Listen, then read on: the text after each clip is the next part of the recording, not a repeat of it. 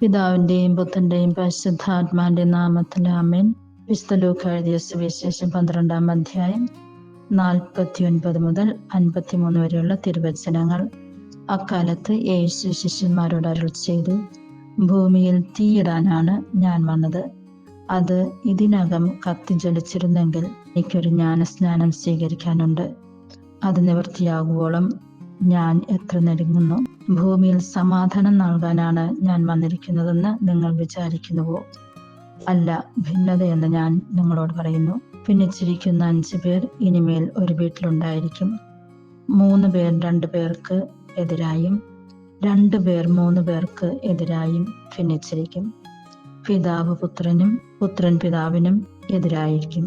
അമ്മ മകൾക്കും മകൾ അമ്മയ്ക്കും എതിരാകും. അമ്മായിയമ്മ മരുമക്കൾക്കും മരുമക്കൾ അമ്മായിയമ്മയ്ക്കും എതിരായും ഭിന്നിക്കും. ഈ വചനഭാഗത്തിലൂടെ യേശു നമ്മെ ഓർമ്മപ്പെടുത്തുന്നത് ഈ ലോകത്തിലുള്ള നന്മയുടെയും തിന്മയുടെയും പോരാട്ടത്തെക്കുറിച്ച് തന്നെയാണ്. ഒരു ഭവനത്തിൽ നന്മ ചെയ്യുന്നവരും തിന്മ ചെയ്യുന്നവരും ഉണ്ടാകും. നന്മയ്ക്കെതിരായിട്ടും തിന്മയ്ക്കെതിരായിട്ടും ഒക്കെ സംസാരിക്കുന്നവരൊക്കെയും ഉണ്ടാകും. എന്നാൽ എപ്പോഴും നമുക്കൊന്ന് ഓർത്തിരിക്കാം, എപ്പോഴും സത്യം മാത്രമേ നിലനിൽക്കുകയുള്ളൂ, നന്മ മാത്രമേ നിലനിൽക്കുകയുള്ളൂ. നമ്മളുടെ ചിന്തകളിലൂടെയും വാക്കുകളിലൂടെയും പ്രവർത്തനങ്ങളിലൂടെയും വിശുദ്ധി നിറഞ്ഞ ജീവിതം നയിക്കാം. നമ്മൾ ചിന്തിക്കുന്നത് എന്താണോ അത് തന്നെയായിരിക്കും നമ്മൾ സംസാരിക്കുന്നതും, നമ്മൾ ചിന്തിക്കുന്നത് തന്നെയായിരിക്കും നമ്മൾ ചെയ്യുന്നതും.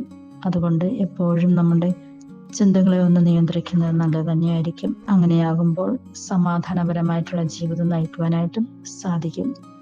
അതിനായിട്ടുള്ള കൃപാവരങ്ങൾ പിതാവായ ദൈവം നമ്മൾക്ക് ഓരോരുത്തർക്കും നൽകട്ടെ എന്ന് പ്രാർത്ഥിക്കുന്നു.